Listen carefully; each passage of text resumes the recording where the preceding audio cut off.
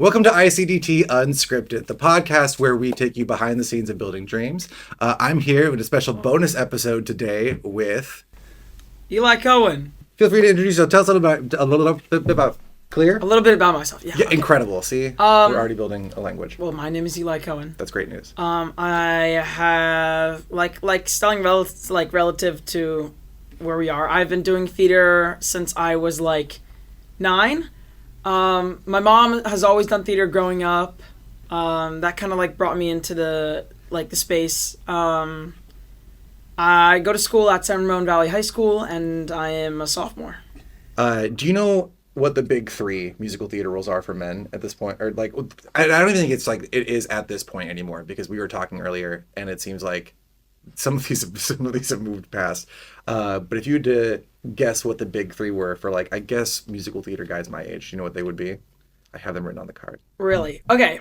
I think I'm gonna give like my personal ones. Yeah. Because it's like what I would want to play. Jekle Hyde. I think that's a great one. I think it's mostly on everyone's list to play like Orpheus. I mean, it's just that's a good one too. It's a basic answer, but I think it's like a really, really good role. Sure. And then, me personally, I really, really want to do Oliver from Oliver. No. Wait. The robot from Maybe Happy Ending. Oh, okay. Admittedly, blind spot for me. I know we talked about this. I know, I still haven't, and I didn't do the research. Kind of disappointed. Yeah, well, we're here filming a 30-minute episode, so I'll do the research later. As it turns out, that I learned in the last episode, I have quite a lot to look up and watch. So classically speaking, the big 3 roles were Jean Valjean, Roger in Rent, and then the Phantom in Phantom of the Opera. Okay, yeah. So if you could rank those from like most excited to play to like least excited. Jean Valjean, dude from Rent. I've watched Rent like once. Yeah. I feel really, really bad about that. No, that's okay. And then, wait, what was the other one you said? The Phantom of the Opera. It's a good role, but I think it's below because I'm a tenor. Is that guy a tenor?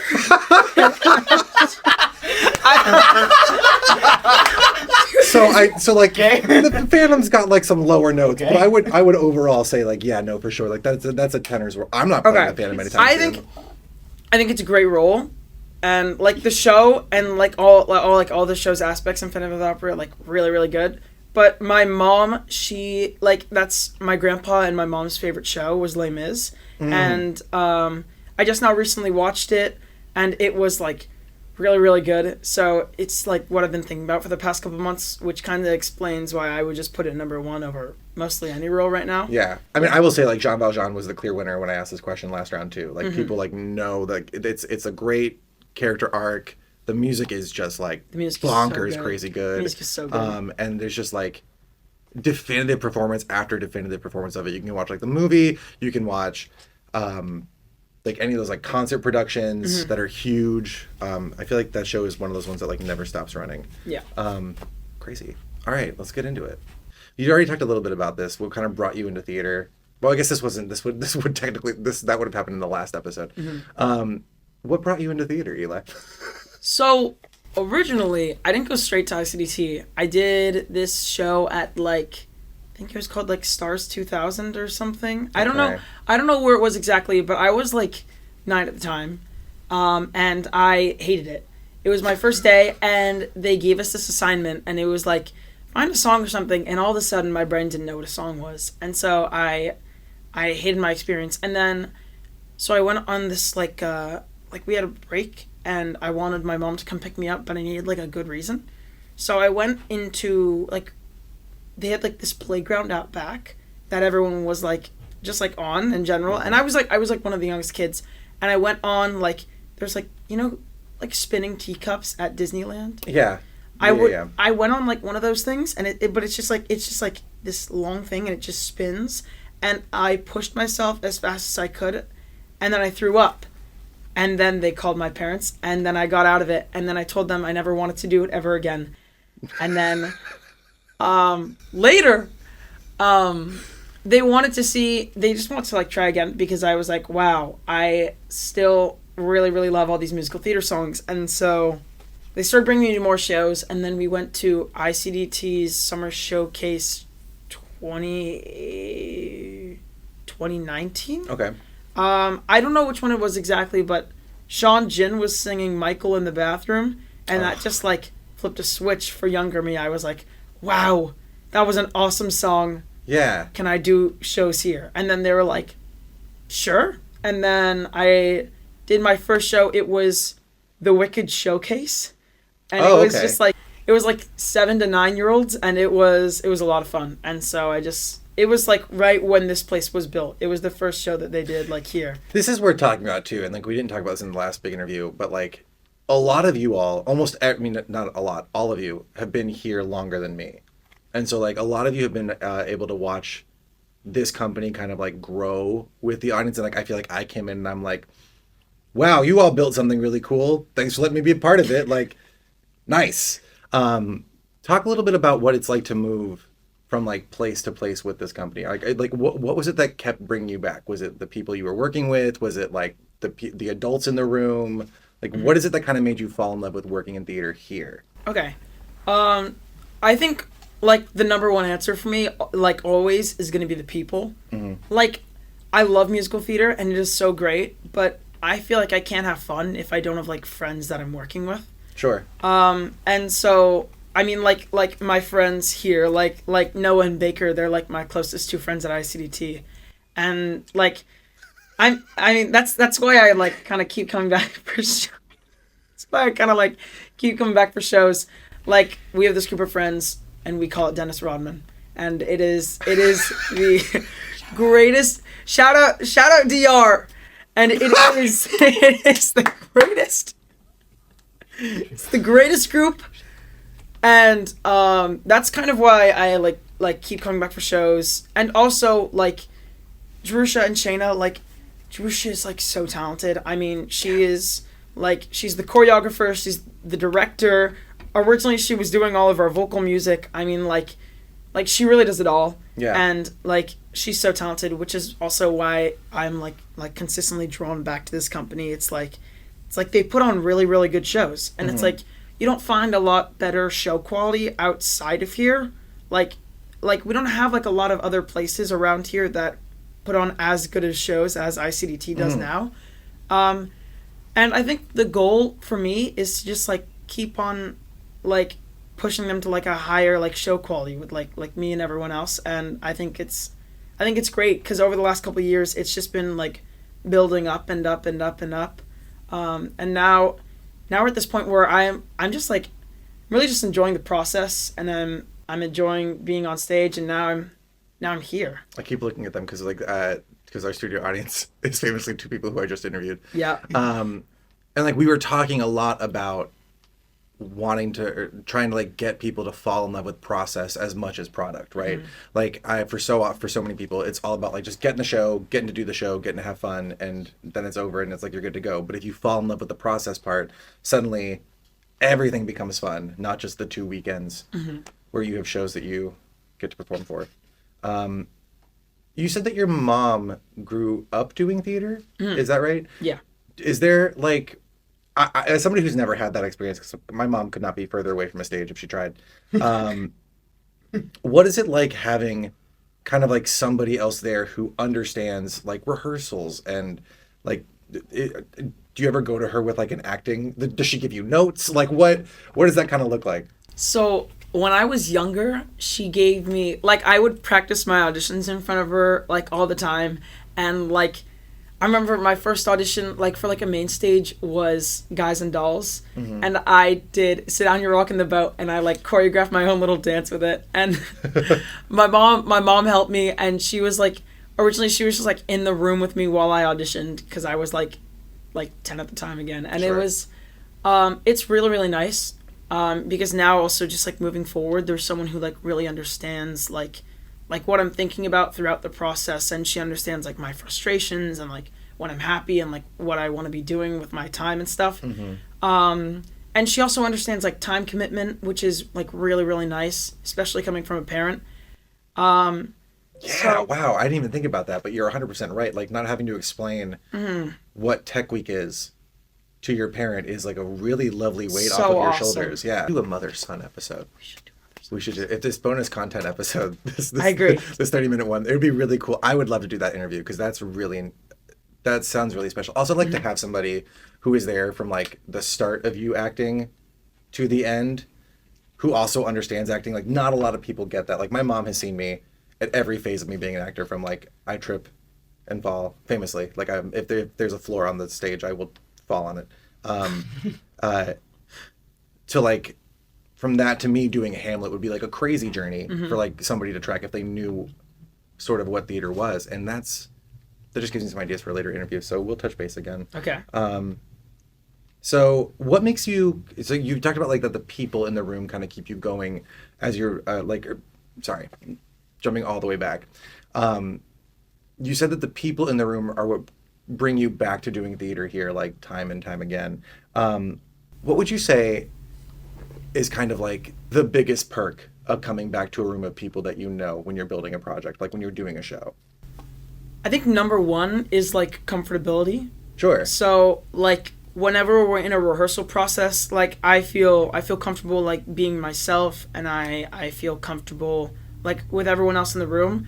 So I feel like I can make bigger choices, and like everyone kind of understands where it's coming from because like we all know each other. And it's just like, I guess it's easier to act with people that I know as well. It's like, sure, you've already created chemistry with all these people like outside of rehearsals. So it's really, really nice to like actually like put that in practice. And like if I have a scene with them, especially if I'm like double casted with Baker for Robert. Yeah, he's back there. And like it's really, really nice because we can always like touch base about like character choices and singing and like for like that's so different roles. So you guys are like working in collaboration with each other on a character. You're not building like two separate versions of the same character. Oh yeah. What is that like working relationship like? Do you like see a choice that someone makes and you're like, that? How did you do that?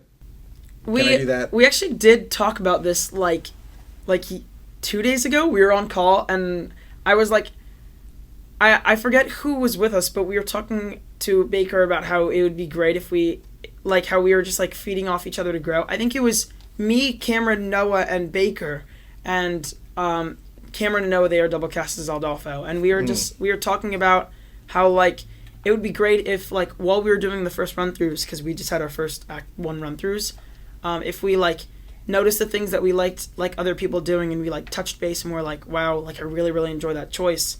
Like, is it possible if like I incorporate that? Like not exactly, because like you never want to copy someone's performance, but it's like seeing like Baker make big choices on stage, I feel like also really pushes me to do better. Just because it's like of course there is like some competition because like theater is always like competition, but like watching Baker like make bigger choices is like what wants me to make bigger choices. Because that's what made me like laugh while we were doing our run. Like I was watching him fall down on roller skates while blindfolded, and that's just like hilarious. It's a good bit. Yeah, it's really good. What is your favorite show that you worked on here? Chicago. What was Billy Flynn? Yes. Yes, because I saw this one. This is when I was here full time. I love Chicago. It's one of my favorite shows of all time. Talk to me about, what was it about Billy Flynn that was like the most fun? I think it wasn't just like Billy Flynn. Like I feel like Billy Flynn was my first like lead kind of like big breakout role that I got, and that's like what has helped me shape myself to be a better performer. But also like during that show, we had like all my favorite people still around at ICDT. Like, I mean like Bella Rachadera, Joelle, Michaela, Maddie Randolph, Jackson was here for a show. And they're all just like super talented and like very, very like nice people. And like it really, really helps me. And because I got to work with them, like Joelle was my Roxy, Bella was my mama. And it was like such a good, I mean, it just made for such a good show. And they were so good. And I love the process because they're like the kindest people ever to you. And like you'd make a choice and it's just like, and then they love it. And then it's like, it kind of pushed me to do more and more and more. Yeah. And then I was just really, really happy with the end result. Yeah, something that like has come up a bunch of times is this idea that like and I love that you all know this, is how powerful it is to just be polite and a good person in the room. There's this like graph that my friend showed me once, and the spectrum is like high talent, low maintenance, high maintenance. And there's like these quadrants that you can like put people in, and the only one that will never, like, low maintenance, high talent will always work, right? High maintenance, high talent definitely still gets work. Low talent, high maintenance, never getting work. And then, but even like low talent, low maintenance will still get hired every single time, because like it does pay to be somebody in the room who can listen and be respectful and also like wants it to be a good time. It's not just a room full of people being like, this is my star moment. Yeah. You won't take this away from me. Also, I think the title of this episode is going to be Bella is My Mama. Sorry. That is one of my favorite things anyone has ever said. I said that, and I was like, I heard it. I heard them giggling, and I was like, damn it. Bella is My Just Mama. got quoted. Oh my God. Yeah, it was truly God. like, They just put it in our Dennis Rodman quote book. oh, we just started one. Oh my God. Oh, I can't. This is going to be Bella longer than a 30-minute is episode. my Mama Morton. Was that the role? Yep. Yeah, It was- that's the one. You, Miss Mama. Yeah, Miss Mama Morton. Bella was my mama. Bella was my mama. Michaela was also my mom in 9 to 5. Yep. You've had a lot of mamas. Boy, I've had a lot of mamas. Those mamas. I guess. Listen, the list is only going to grow. Because, Yeah. like, you strike me as somebody who, like, is going to be playing someone between the ages of, like, 16 to 21 until you're, like, 35. Yeah. Probably. Like, and which is not a bad thing, right? Like, knowing your type is, like, half of the battle. And even that, like, a lot of people make the distinction of saying, like, oh, you have to know your type, as in, like, you have to know what roles are exactly right for you.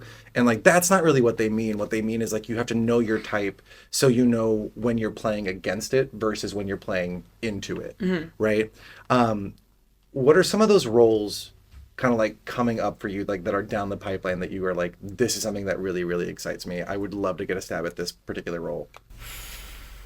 Honestly, I think that like Crutchy and Newsies, like if I could play it again, I would honestly really, really want to. You play were great. it again. I think, like it's such a character that you can build like I'm saying this twice, but like it's such a character you can build like your own character around. Like Yeah. I feel like incorporating like the whole like crutch, and like you can choose to be like an enthusiastic crutchy, you can choose to be like a solemn crutch, and like they're all different choices that work, especially given like Letter from the Refuge in the second act. Like there's so many different approaches to that song, and it was like I feel like it was great for me because it was like a real acting challenge that I got to do. And then I really enjoyed the end result that I made. And I think Newsies was a great show. And then further down the pipeline, like, characters. Oh.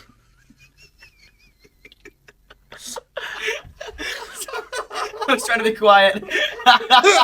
Oh, This is my favorite episode I've ever filmed. This is the best day of my okay. life. Break me out of my confusion. Sorry, bro. Characters that I'd want to play. Yeah, who's left? That male guy in Tuck Everlasting. I really, really like his songs. Oh, sure. Uh-huh. Yeah. What is his name? I have love that no book. idea. I had to read it in 3rd grade. Cried. I just remember crying. And then, I think playing Marius in Les Mis would be awesome. And then, I think playing, oh my god, I don't know anyone's names. It's okay. That lead guy in Assassins who sings Unworthy of Your Love, that is like the most beautiful song ever. And I was like, I did a showcase out in Berkeley, and I was listening to my friend sing it, and I was like crying because he was so good. Yeah, Assassins is one of the ones that's like on my bucket list still, but that song in particular is a really, really cool acting exercise. That whole show. It's like, I remember the first time I saw it, it was one of those shows where I was like, oh, I've actually never done theater before today.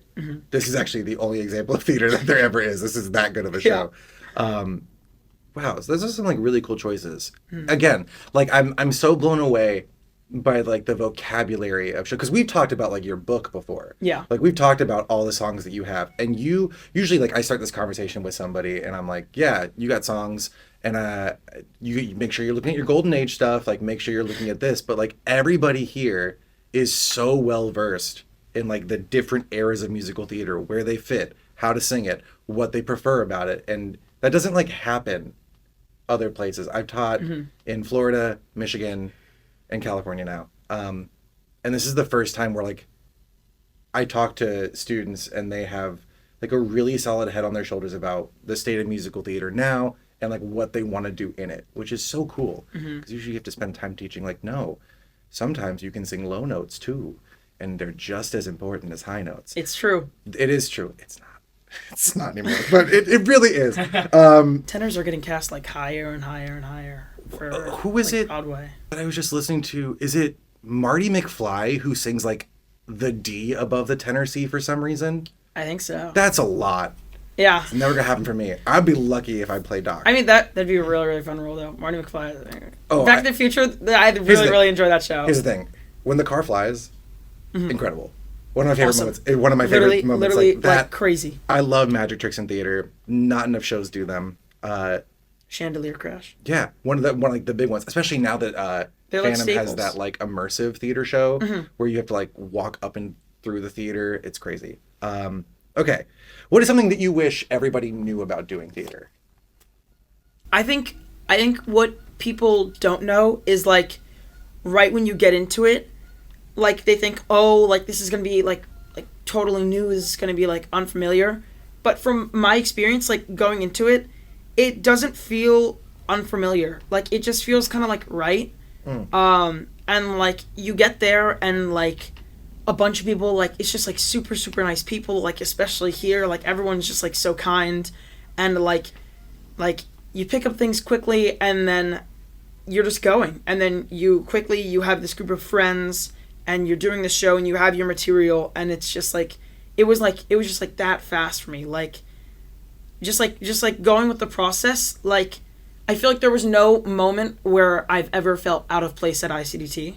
And I think that's a big thing for me because it's like welcoming in new people, and like just like fostering a sense of community here. I think it's like it's so great. Like everyone here is friends, and it's like really, really nice. Yeah, you just kind of hit on something that I think is really interesting, because we talked about this with Shayna a lot. Like obviously the name of the company is I Can Do That because of Chorus Line, and also it's a great thing to say to yourself.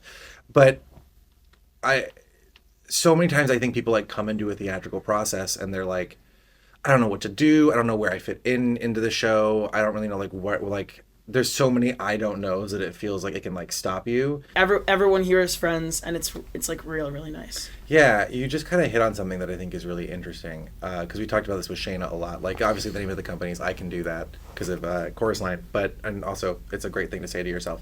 But so many times I think people like come into a theatrical process and they're like, I don't know what to do. I don't know where I fit into the show. I don't really know like what, like there's so many I don't knows that it feels like it can like stop you. And truly there is so much power in just being like, well, in a month and a half I have to be on that stage doing something, so let me just throw myself fully into it and let's see where we land.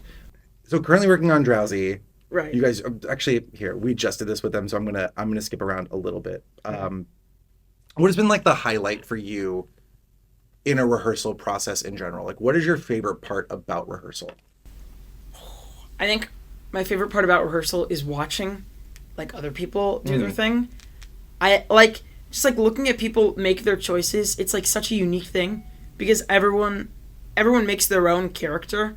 Like it doesn't matter like what character they're doing. Like everyone like, and I feel like it's all something that I can see them like doing outside of rehearsal. It's like it's like so unique and it's so funny, and especially for this show, it's just like it's such a funny show. Like Noah Cameron's choices as Adolfo, it's like it's hilarious, and I love watching every single time, and I know I'm gonna love watching when I'm backstage or during the next couple runs, and like the show is just so entertaining. So I find that my favorite part of this show is just like watching. Like I feel like for other shows, like during Newsies, my favorite part that I would say would be like carrying the banner, because that's like that was like a full ensemble, like high energy, like awesome song.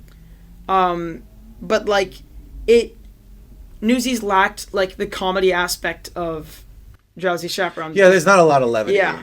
For Not sure. a lot of funny moments, but like this show in particular, like it feels like such like a crazy, like we've gone from like Chicago to Newsies to here, and it's like crazy because I feel like we haven't done like any shows like this, and so it's like it's really really cool to watch because everyone gets to do their own take on different characters, and it is just like it's awesome. Yeah, I would say like, and we talked about this too, like the gift of this particular show is that the audience gets treated like the audience as opposed to like being treated like they're not there and they just have to silently watch. Yeah. Like they get spoken to, they're activated, they have like a point of view almost, and like they become this extra character in the show. What is it like rehearsing, working with an audience? Like, do you guys talk about that in the room at all? Is there a lot of just like, by the way, the audience might da da da da da da? We haven't really like talked about it, I guess, but I feel like you can see when people are making their choices when the fourth wall is just like gone. I feel like for this show it was never there to begin with because the show kind of starts with the manager addressing the audience, and it's like so I feel like they're always incorporated as this piece. Like usually when I'm doing a show, like I kind of just like see the stage and I notice the things around me on the stage, but I feel like for this show it's going to be like I'm also noticing the audience because that's like kind of a piece that I'm working with. And I think it's gonna be great because there's a lot of times where Robert breaks the fourth wall, Adolfo breaks the fourth wall, Janet breaks the fourth wall. Actually, I'm pretty sure all the leads break the fourth wall at some point. Yeah. And it's like usually I'm not too big of a fan of like shows that break the fourth wall too much, but when you kind of incorporate the audience as like another like separate character in the show, I found it to just be like actually really really funny. Nice. Yeah, it's definitely few and far between. And it's like such a fine muscle to try to build, right? Like, because if you mess with that wall too much, then the audience is like on high alert and they're like prepared at all times to be spoken to, and that's a terrifying place to watch a show from. But if they're like genuinely caught by surprise each time and they're like re-recognized, it's just like a really cool moment of like being able to connect. So you are now 2 years into high school, which is like makes this next question insane. Yeah. Which is like theater after high school, LOL. Are you interested in doing theater professionally as you move through? Or like right now, would you say like after high school, you would still do theater? Oh yeah. I've given this question like a lot of thought already. Like just from the beginning of freshman year, like my parents always tell me like to constantly be thinking about this because one day I'll be like in the middle of junior year and I'll have to already start to be like making decisions and all that. Yeah. And so yeah, I really, really want to do, like, musical theater, like, honestly, anywhere. Like, I feel like it doesn't matter, like, where's doing musical theater. Like, I will go and I will do it, and I will have so much fun. If you, just for my brain, if you weren't performing in theater, is there another thing in theater that you would still like to do?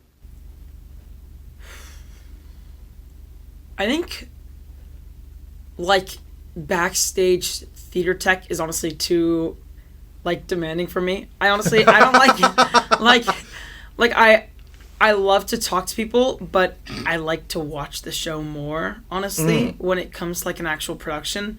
So I think I'd want to do I think I'd like to be like a spotlight or something. Just like sit there and like take notice of things and just watch the entire process and then do my job, but that's kind of my side thing. So that feels like there's so many things you could do. Like you could genuinely be a theater critic. You could genuinely be like, like, not that like being a teaching artist is the be all and end all of like working in theater, but like that's what I do. Is I sit here with my middle school students and I watch them go from being middle school students to like professional actors over the course of a semester, right? And like it's the coolest thing in the world to watch. And being a theater critic is like one of the best gigs in the world. I mean, sorry, that's not 100% true. People hate to see you coming. People hate to know that you're at the show. But as far as getting to watch theater and like develop a taste and figure out what you like and what you don't, there's literally nothing better. Mm-hmm. I'm bad at seeing shows now, but when I was in Tampa, I mean, I was at like 2 or 3 shows a weekend just because it was like the only thing to do. We just go see plays. There's so much work. There's so much work around this country. I want to do that. Yeah. That'd be awesome.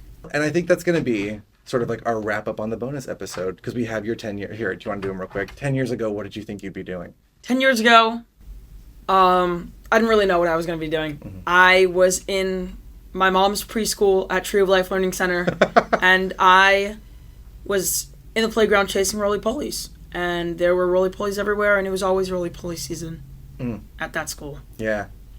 And it was So you're great. like- It was great. I thought I was going to be a Rollie Polly enthusiast, and then And here my you life are. came crashing down when I learned how to do theater. Everything changed when you started doing theater. What advice would you give to the Rollie Polly expert? I Rollie Polly expert me still love to sing. I would say keep singing. You're great at that. Just keep going, and make sure down the line to definitely learn acting and learn dancing along the way. That triple threat is not going to figure itself out. So Nice. 10 years from now, because I already asked like 10 years from now, what do you think you'd be doing? And you said like, I'm going to be on stage. Like, I know I'm going to be on stage 10 years from now.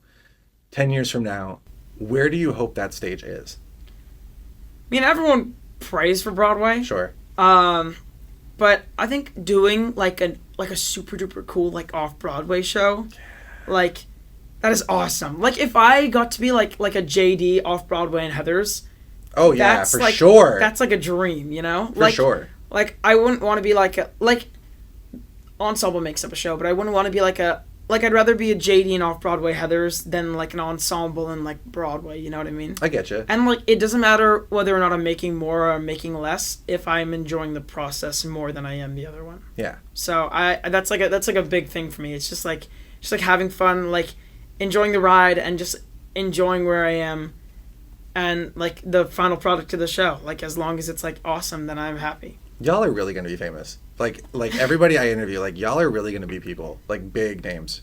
And I'm happy that it's on my cell phone cameras that we are recording this podcast Big for this names. reason. Yeah, big You can show names. this to You your heard it here grandchildren first. one day. You'll be like, Oh, God. Here's the thing. You're like, I knew. You We're like going to reach a going- point here pretty soon where like my grandchildren are just the kids who came to ICDT, like fully. This is where I spend all my time. Like these are my kids. And that's beautiful and wonderful, and this episode's not about me. So that about wraps us up today. Thank you all so much for joining us on today's episode of ICDT Unscripted, and we'll see you next time. Bye. Bye.